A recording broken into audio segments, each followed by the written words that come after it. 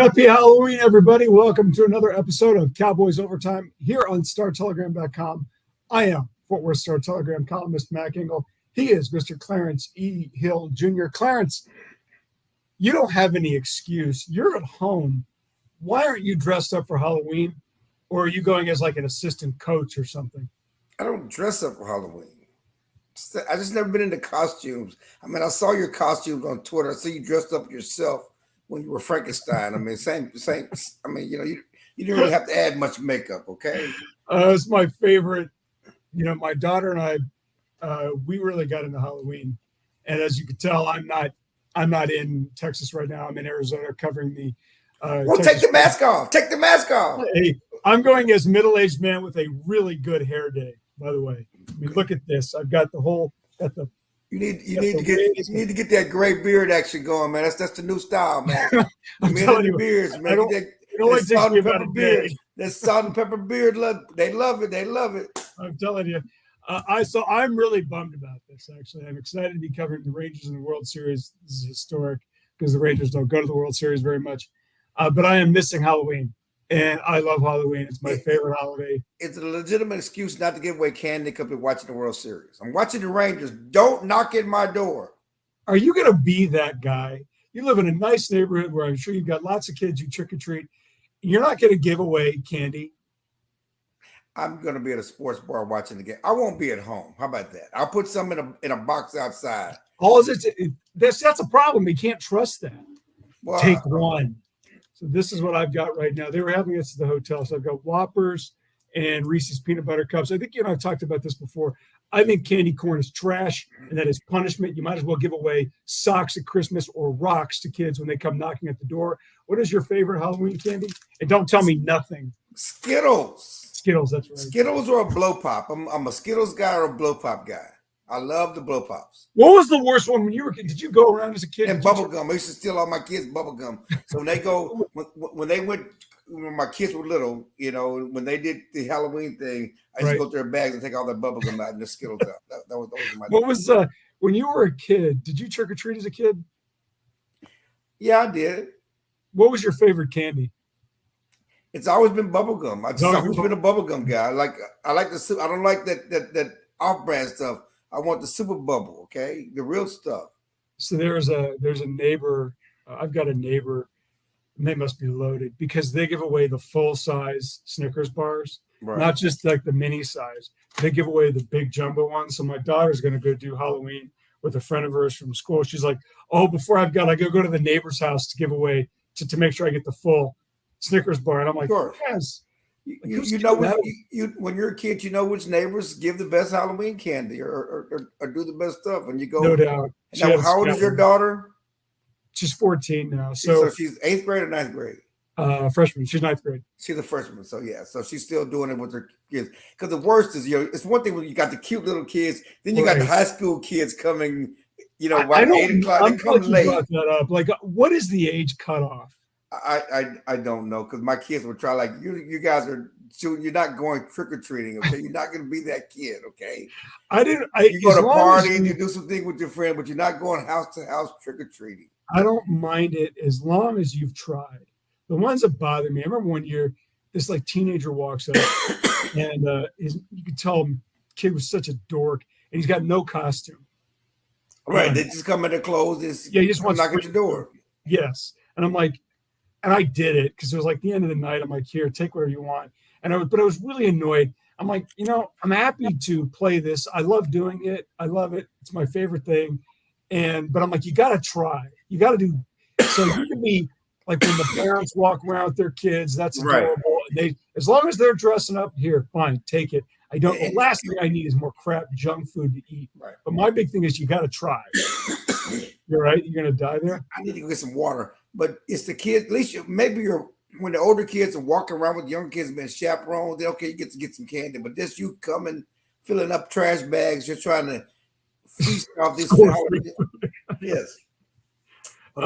Our producer here, Clarence, is going to go get water before he chokes to death here on Cowboys Overtime. I would imagine that would drive some traffic, by the way. If Clarence were to choke on his own coughing here on Cowboys Overtime, sponsored by Window Nation, that would drive some serious traffic. Our producer, Candy, puts up here that when she was a kid, her dentist, a neighbor of hers was a dentist, gave away dental floss. He's the I went, feds. oh, that's horrible. He's That's the feds. that's awful. What you need to do is go back to that neighbor's house, find him, and throw eggs at his window in the middle of the night. You don't No, give away. they should have TP. What we did was TP. Did y'all TP houses, toilet paper the Yeah. house? Somebody Yeah. should have toilet paper his house. Absolutely. You don't give away dental floss on Halloween. That's terrible. Okay. Halloween's here. I love it. I'm so bummed I'm not dressing up. But we have more pressing issues at hand, which is the Rangers are leading the World Series. After game 3, they now lead 2-1. Clarence, are you going to die or what? I'm not. Just a tickle in my throat I can't get rid of. All right. This will be a great episode then. Rangers lead the World Series here in Arizona against the Diamondbacks 2-1 after winning game 3 in a way that we wouldn't have expected via their bullpen. Max Scherzer can only go 3 innings because he suffers a back spasm. He's out. Starter turned reliever John Gray comes in and throws 3 almost perfect innings, scoreless innings. The Rangers win thanks to Corey Seager's 2-run home run, an outstanding play in the outfield made by Adolis Garcia, 2 double plays, and they now lead the best of 7 World Series 2-1. Clarence, the Rangers were the favorite to come in, but after games 1 and 2, where Arizona lost game 1 in a manner that may be the most exciting in World Series history, then came back and convincingly won game 2. I think any Rangers fan would have been justifiably nervous about them actually winning this series. They're up 2-1. Game 4 is tonight here in Phoenix. What is your confidence level about the Rangers closing this out and winning their first ever World Series? Well, I think it's a bullpen series for everybody now. For sure. And so I have confidence. The Rangers are gamers. They just seem to be able to step up, and certainly the Diamondbacks have shown the same thing in the postseason. But they just find a way. They just find a way to do it. And I don't know if it's going to be they're going to sweep every game in Arizona, but now we're guaranteed the game 6, right? In Texas. No, theoretically the Rangers could win. If the Rangers win, the Rangers are. I'm sorry. It's important to put this up. The Rangers have not lost a road game this postseason. Right. They're 9-0, which is they can win out. They could close it out there. Yeah, they could close it out there, obviously. But I mean, I think last night's game was important, especially after what happened in game 2, for them to really get off and win that game. And now it's anybody's guess. But I mean, again, the Rangers continue to do what is necessary, continue to show up. That double play in the 8th inning was amazing, and so kudos to them. They're getting it done, and we'll see. It's exciting. There's so much talk about. I know our guy Brian Smith, who used to be with the Chronicle and now in London, writing his columns about nobody wants to see this series, and this is the worst thing ever, and baseball needs to fix the playoffs. It's fun for us. It's fun. I mean, no one cares about the ratings right now. Watch the games. These are fun games. I mean, I don't know what people expected. I don't think baseball ratings have been great anyway, no matter who's in there. I can't, I was talking to other people. No one knows anybody on the Cardinals or the Rangers. No one knows anybody on any team in baseball anymore. It's not like that anymore. I don't know anybody on the Twins or whoever else. I think if you went into a sports bar in America and asked a sports fan to name 5 Major League Baseball players, I think they might get to 5. They can probably name Trout. They can name Ohtani. They might know Aaron Judge. They might know Altuve. I mean, this is just a different era of baseball. Baseball's become more regional. It's become more like hockey, actually. But I'm with you on this. I was writing about it. This whole ratings thing, quit worrying about it. I mean, it's the Rangers and the Diamondbacks. Of course, they're not going to have big ratings because these aren't franchises. There's like 5 celebrity franchises in baseball: Cubs, Dodgers, Red Sox, Yankees, and Braves. Pardon? Braves. Maybe they're on TNT, and they got such a long history, and people. Cardinals. I'd say the Cardinals, maybe. Cardinals, yeah. But I mean, they're not many. So unless it's involving one of those franchises, and I do think, from a marketing standpoint, the Astros were a godsend because they were a dominant team, and people latch on to dominant teams and they get to And know them. people hated. People watch to hate to see them lose. And they did, and they watched to hate them. But other than that, I mean, you're right. I mean, all the ratings for the World Series were going to be bad because it's baseball isn't what it once was, but it's still a great sport, and certainly games 1 and games 3 have been phenomenal games. They were exciting games, right? They really were. Game 1, Clarence, is, if you were to sit there and think about the most exciting sporting events you've seen in person, I'm sure were you at the Texas USC championship game? I wasn't. I was covering Bill Parcells. But That's right. Yeah, that's right. I mean, you put it up to par. And I mean, I think Game 1 was the thing about game 1 was how it's like USC and how it happened in such dramatic fashion. Certainly, there were great Cowboys Super Bowl wins, but they were always blowouts, and so you celebrate the event. But just one single moment in time where just one click of the bat, one walk off, like a game-winning shot. I mean, that was at least the most exhilarating moment in DFW sports history since I've been covering. You're right. In terms of watching Dirk do his thing with the Mavericks in 2011. Well, they won the title, but again, there wasn't one. Yeah, game 1 was amazing in that series. 1 30-second moment. I mean, it's like, goodness gracious. No, you're right. I think that's a really, at least I moved here in '96. The Stars had some unique, fun moments. The Mavericks, the game 1 win in Miami in 2011 was incredible. The Cowboys have had some great games, but since you started covering, since I moved here, the dynasty had slid, and they've had some wonderful games and some good teams, but nothing like this. Speaking of the Dallas Cowboys, they won on Sunday. We have a really unique time right now where all 5 major pro sports franchises in DFW are all playing. That normally never happens. What do we call that? A sportagami? What is that? What is that? A DFW sportsagami? Is that what they call it? I think that's what they're calling it. Yeah, that's it. I saw that. That's a good. FC Dallas is in the playoffs. Rangers are in the World Series. Stars regular season has begun. Mavericks regular season has begun, and the Cowboys are rolling, I guess, here in the middle of the regular season. They win on Sunday. They beat up a bad Rams. It's the Rams, dude, team 43-20. And as you said it, I think that was their best game top to bottom. Offense, defense, special teams was outstanding. Brandon Aubrey can't miss. Cavante Turpin added some electric returns. Clarence, as bad as we saw this team play a few weeks ago in Santa Clara against the 49ers, was that their best game of the season by far against the Rams? There's no question. They've had some big wins, certainly the 40-0 win over the Giants and 38-3 over the Patriots. But from an offensive defense, because most of those other wins were led by the defense, but the offense contributed. Dak had his best game of the season, maybe his best game in a couple of years. He looked amazing. Just from a complete win, that was a great win. I know you said a bad Rams team, and I just want to pump the brakes just for a minute, because every time the Cowboys win is because they beat a bad team. That team is bad. That team is no good. The Rams have given up 4 passing touchdowns all season in 7 games. Before this game, 4 all season. Okay, they played the 49ers. They played the Eagles. Nobody did to them what Dak Prescott and the Cowboys. Dak had 4 in that game. So I know there's a lot of it was just around. Well, they did what they were supposed to do, and they played a great game. Yeah, and this has been a feast or famine team, right? I mean, they just need to develop some consistency. Yeah, because they, that's what Michael Parsons. That's what they talked about. We got to do it on the road. We got to do it week after week. Just can't do it one week and come back. And they're again, this Cowboys team is 5-2, and the good news for the Cowboys, and they're peaking. The offense, they're gelling. They're finally. This is the offense that they're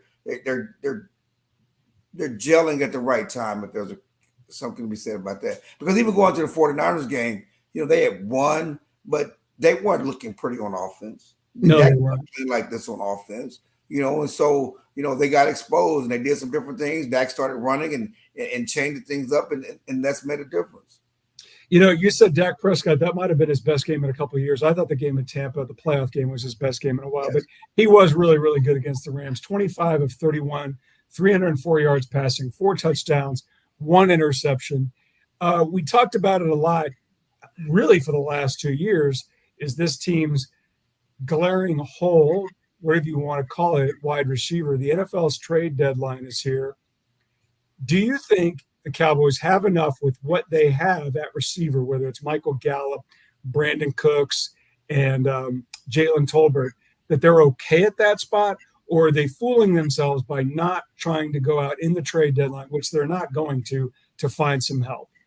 Well, I mean, I thought they should have gotten help. I think they need another physical receiver. Hopkins in Tennessee, who I thought they should have gone after in the offseason that they did go after, who had a big game this past weekend. It looks like the Cowboys are doing some different things at receiver. Certainly, they're reducing the snaps for Michael Gallup. They're giving Tolbert more snaps. They're also using CeeDee Lamb as more of the X receiver, doing something in Gallup's spot, which is a couple of touchdowns he got open on. He was playing X, so they're moving around to do that. I mean, I think that everybody around them are improving their team, making moves. The Eagles have made moves. Certainly, the Cowboys like their team. I would like for them to try to get better, but the caveat is that we're not talking about is the Cowboys don't have much draft capital. They don't have a fourth round pick because they traded for Trey Lance. They don't have a fifth round pick. They don't have a sixth round pick in the 2024 draft. They got a first, second, and third, and 2 sevenths. Are you going to give up a first, second, and third round pick? Nope. For a 1-year rental or for something like that? That's the problem. No, you're absolutely right. All right, we got more to talk about here on Cowboys Overtime, but first, a word from our friends at Window Nation.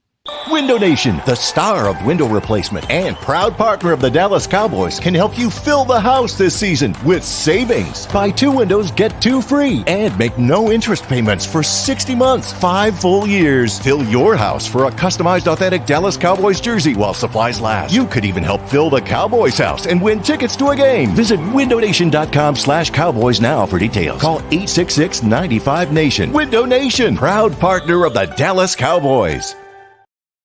Thank you, Window Nation. Back here on Cowboys Overtime.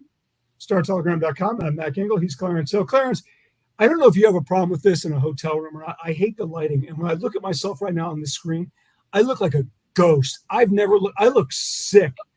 I'm so pale and white. So apparently that's what I'm going as Halloween, as a middle-aged white guy ghost. This is awful.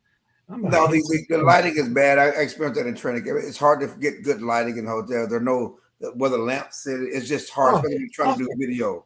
Oh, it's terrible. All right. Clarence, we saw something on Sunday we had not seen a lot for a while, and I don't know how much we're going to see it in the future, which is the Cowboys quarterback. I don't know if you know this or not.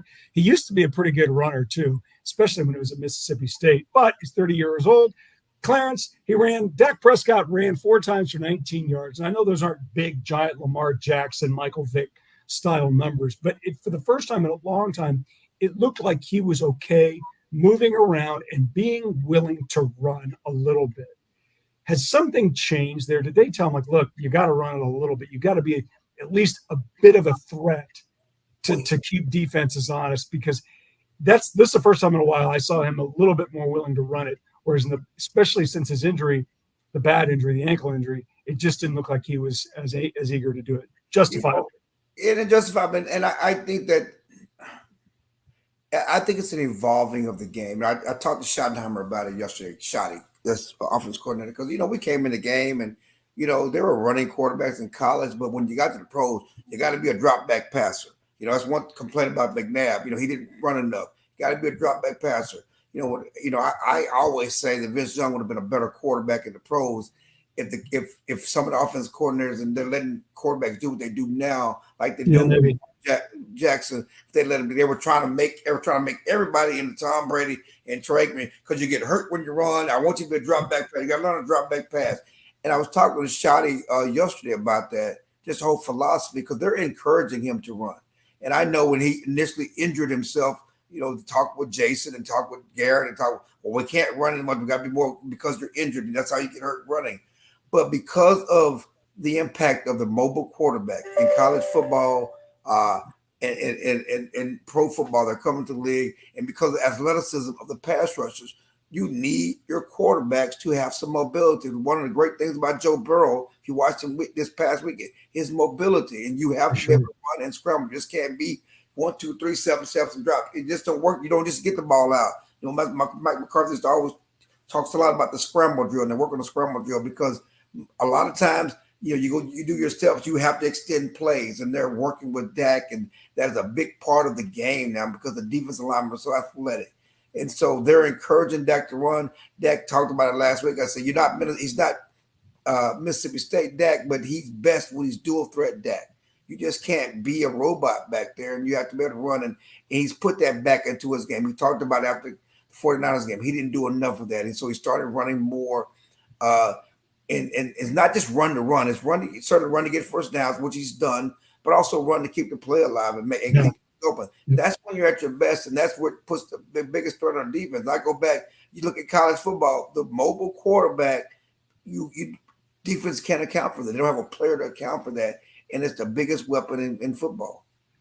You speaking of running, the beginning of that game was awful. Left tackle Tyron Smith did not play again. He suffered an injury during practice last week, so he didn't play.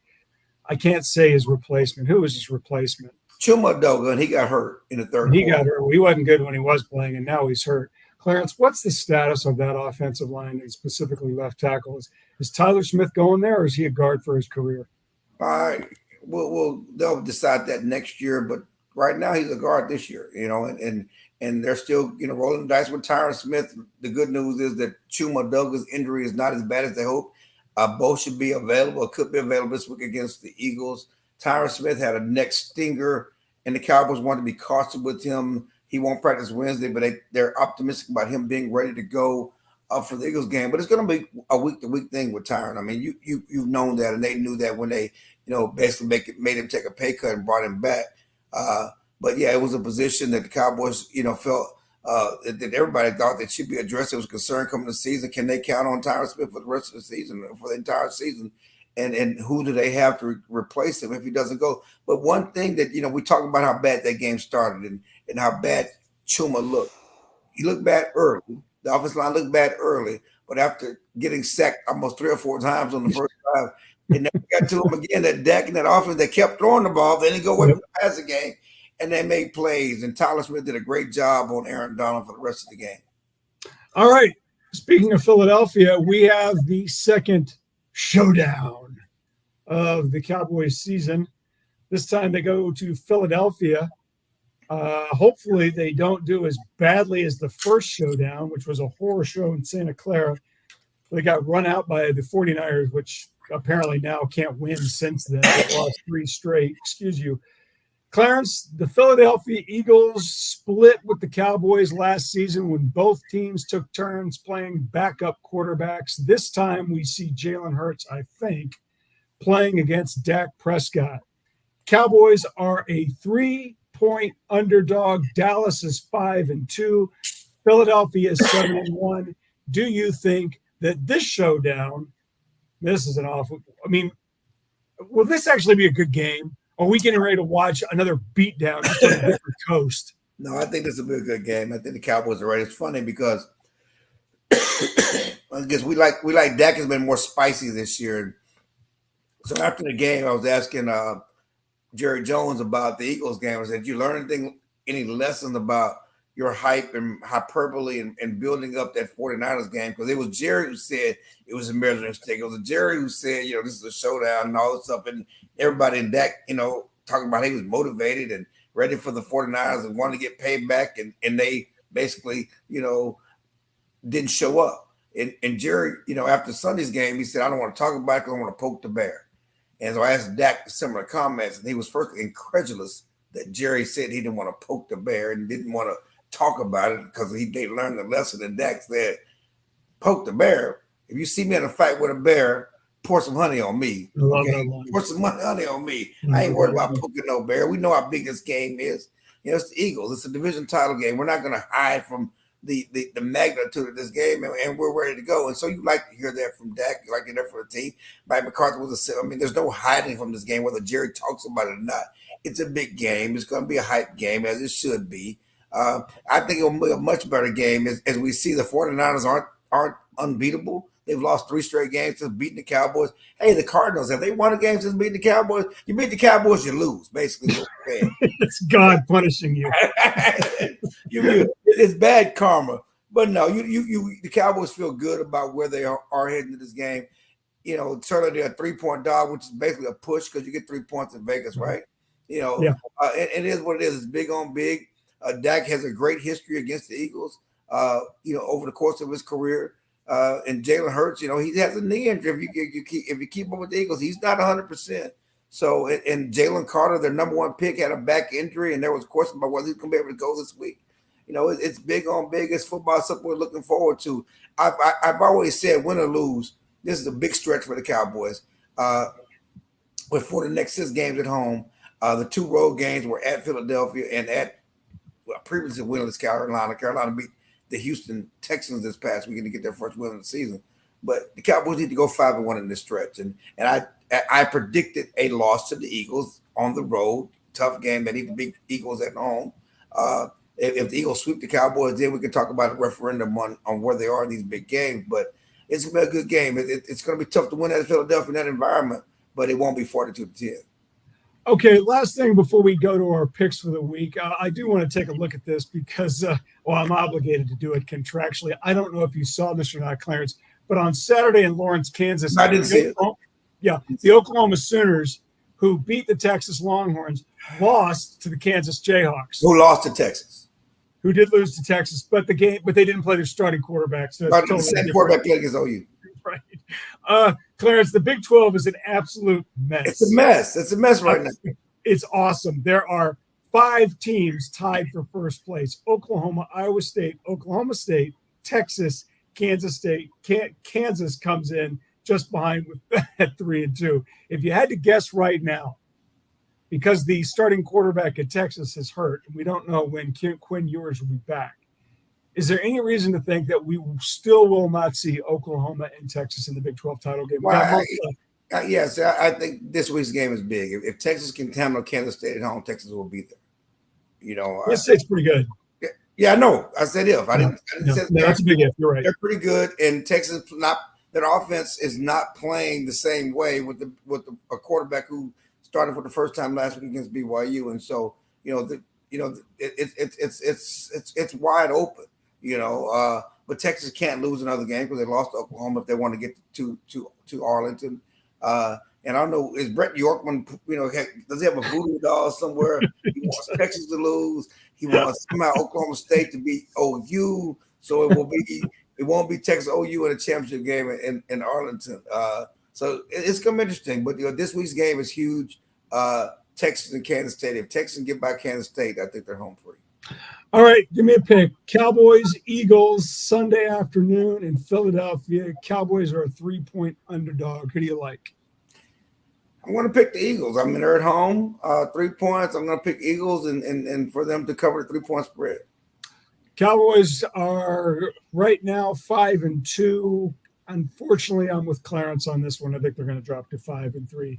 If I had to bet on this, I don't because I stink at betting. I'm with Clarence on this one. I take the Cowboys to not win both ways. Eagles cover, Eagles win straight up. Okay, this has been a lot of fun. Game 4 of the World Series is tonight in Phoenix, which is where I am. Happy Halloween, everybody. Make sure to give kids candy. Be safe. Have a lot of fun. Dress up. Clarence, that includes you too. For all your Cowboys coverage needs, Texas Rangers World Series needs, and everything else, be sure to follow us on StarTelegram.com. He's Clarence Hill. I'm Mac Engel. Happy Halloween.